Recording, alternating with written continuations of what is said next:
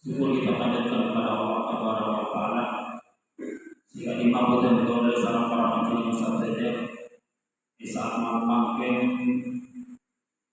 masih istiqomah pada Allah dan melaksanakan sholat maghrib berjamaah di masjid sholat tentu dan masih diberikan pengapel salam semoga besar dan kui menghadiri majelis taklim dan ketahuilah para jamaah sekalian ketika kita malam Jumat melaksanakan majelis taklim secara rutin maka dua pahala yang akan didapatkan kita sekaligus. Yang pertama yang dibandingkan pahala sholat berjamaah, yang kedua pahala menghadiri majelis taklim. Dan mudah-mudahan kita semua apa yang telah kita kerjakan akan senantiasa terus dicatat di dalam timbangan amal kebaikan kita nanti. Amin. Allahumma amin. Dan sebenarnya dakwah itu bukan hanya sekedar berceramah di depan para jamaah, seperti yang barusan saya katakan, mengajak kepada kebaikan, mengajak orang kepada kebaikan itu adalah dakwah. Apapun kebaikan, kemudian kita mengarahkan orang itu kepada kebaikan, itu adalah dakwah. Maka dari itu mudah-mudahan kita terus istiqomah di dalam kebaikan hingga akhir zaman nanti. Amin. Allahumma amin. Salawat dan salam semoga senantiasa kita curahkan kepada Nabi kita Muhammad sallallahu alaihi wasallam, kepada keluarganya, sahabatnya, serta umatnya yang senantiasa istiqomah di jalannya hingga akhir zaman nanti. Para jemaah salat maghrib yang dimuliakan oleh Allah Subhanahu wa taala.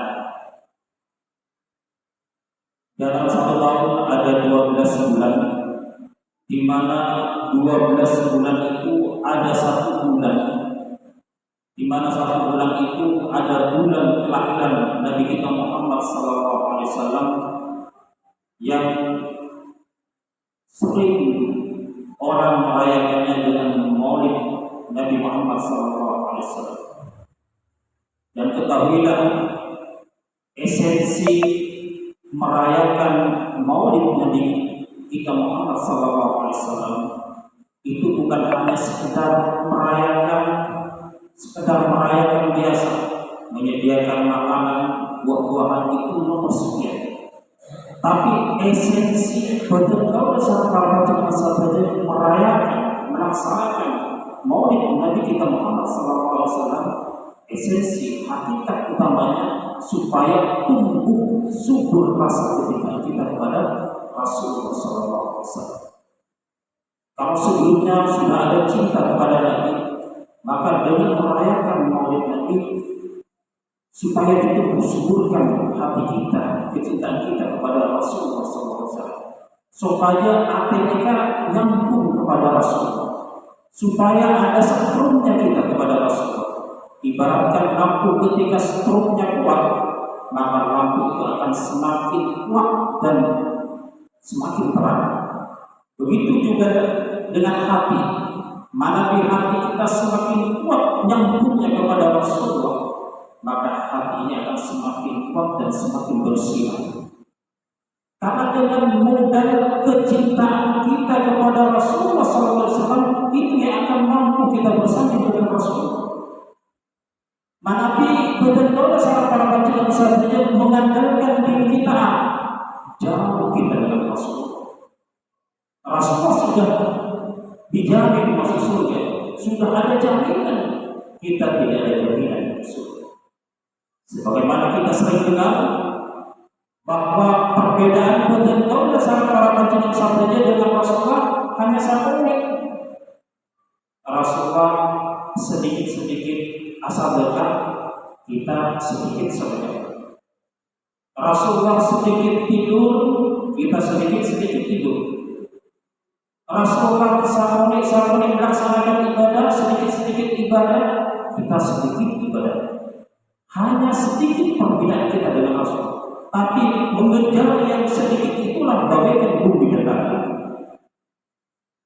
Tapi ini merupakan kabar gembira taqarrub dan kecintaan kita kepada Rasulullah, itulah yang akan menjadikan kita mampu bersanding dengan Rasul. Ada sebuah kisah ketika Rasulullah bercerita tentang hari kiamat kepada para sahabat-sahabat. Para sahabat-sahabat besar menangis.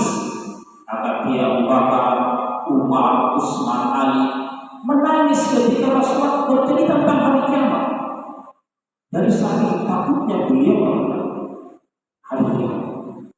Kemudian pada salah satu orang, bukan orang terpandang, bukan tokoh agama, bukan tokoh masyarakat, tiba-tiba berdiri dan bertanya kepada Rasulullah, "Ya Rasulullah, kapan hari kiamat itu akan tiba?" Jika Rasulullah takut, mengenal Rasulullah ini. Para sahabat-sahabat saja mereka menangis ketika diceritakan tentang hari kiamat.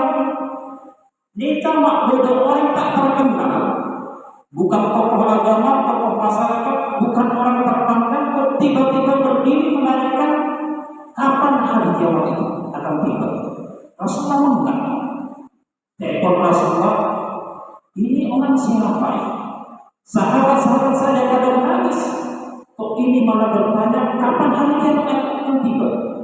Telepon Rasulullah, barangkali orang ini punya modal untuk menghadapi hari kiamat. Kemudian ditanya oleh Rasulullah, sahabat-sahabat saya pada menangis